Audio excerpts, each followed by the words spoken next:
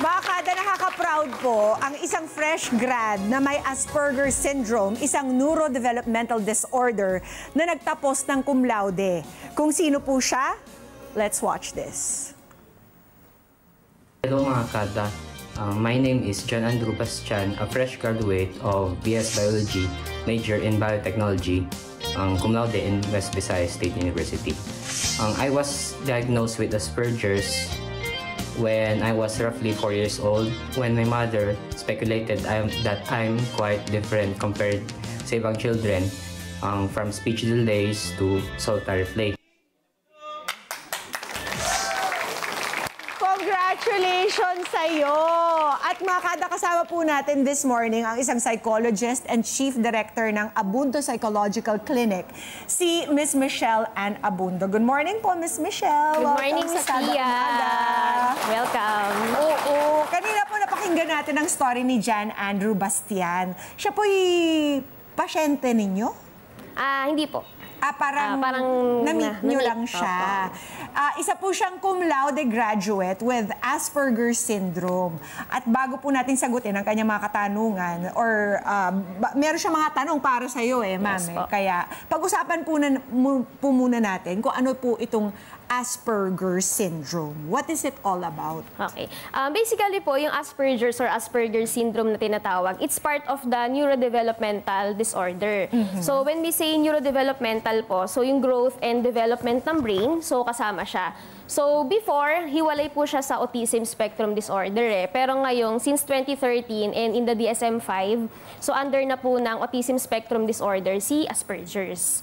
And then, usually po, yung mga individual na nakakaranas ng Asperger's, they have difficulty with social interaction and even with language, no?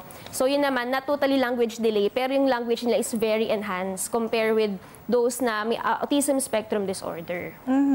Very enhanced. Please qualify that statement. Okay.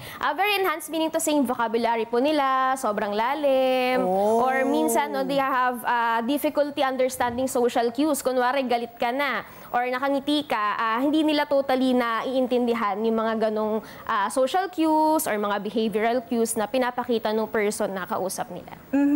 Kung meron po silang difficulty in relating to other people in a social setting, ano naman po yung mga strengths nila? Okay. So basically, yun nga, no, part ng ASD po kasi or Autism Spectrum Disorder si Asperger's. So yung difference niya kasi doon, sila, yung IQ nila is average to above average. So meaning to say, yung strength talaga nila is more on the intellect. No? Yun nga lang, nagkakaroon lang ng difficulty kasi minsan sa sobrang hindi maarok yung mga words na ginagamit nila or even language. So ang tendency is hindi din sila totally nako-comprehend nung other people na nakakausap nila.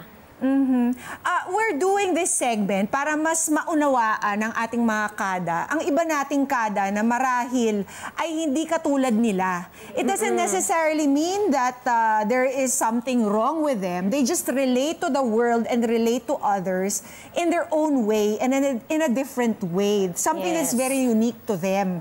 So kapag ganyan po, siguro what we can do, ma'am, is to tell our kadas kung ano po yung what sign should we look out for para malaman natin kung paano tayo mag-empathize at kung paano tayo magre-respond appropriately. Yes, okay. So usually, sa mga kakada natin na nakaka-experience or encounter ng individual having Asperger's syndrome. Or na hindi kamukha, na hindi katulad nila. Parang, most likely parang ganon or pwedeng hindi. No? Correct. So napakahalaga po kasi nung understanding, no, and empathy, no? Yes. Na at some point may mga tendencies kasi, for example, cultural, may it be Asperger's or cultural man siya, napakahalaga na we understand ano ba yung saan nanggagaling yung particular na individual doon sa kanyang behavior. Kasi minsan, pag binati natin, nagagalit tayo agad, or pagka hindi natin nagustuhan yung tono, may tendency na nagkakaroon agad tayo ng bias na parang galit siya. No? So these are the signs that we should look out for. Kapag halimbawa, nagsasalita sila ng walang filter. They're only just telling the Yes. truth. Because siguro in the way that we have been brought up, sinasabihan tayo ng mga nanay, mga lola, mga tatay natin, that we have to Ganito ka say dapat. things with respect to how the person can feel, will Yes. feel after we say it to them. Sa kanila, how does it work? Usually with... They just tell the truth, di ba? Yes. It's unbridled, walang sugar coating, walang filter. Yes. Actually, may na-encounter din po akong patient with Asperger's eh. No? So, hinandle ko siya. And then, may tendency talaga na, matagal pa ba? Or, ganun po talaga sila. Like, for them, wala lang yun. They're just asking kung hanggang anong oras ba. Pero kung ikaw yung tao na hindi mo totally alam na yun yung intention niya, no, baka mamaya magalit ka or mag-away kayo. And sadly, Or it might come across as bastos, di ba? Yun. Actually, nakakasad nga kasi before, nung nakita ko siya nung early 2021, so Asperger's talaga, more on autism. Kaso nung nag-assessment siya this year, 2023, nagkakaroon na siya ng depression. So ngayon, nalulungkot kami Maybe because of the way people are reacting Sa to kanya. him. Para sigurong iniiwasan na siya because of yung mga language. Oo. So ayun, parang ang tendency na inaagapan din namin ng psychiatrist na ma-develop pa yung yung depression niya. Kasi nga parang ang tendency, since hindi siya naiintindihan ng groupmates niya, thesis po kasi parang nagre-write na sila ng thesis nila. And then ayaw niya kasi na hindi siya yung nasusunod. Kasi nga usually pag Asperger's, meron silang totally routine. So kung ano yung gusto nilang gawin, kailangan ma-stick yun doon, no? So They ngayon, get upset kapag Yes. nadidisrupt yung routine nila.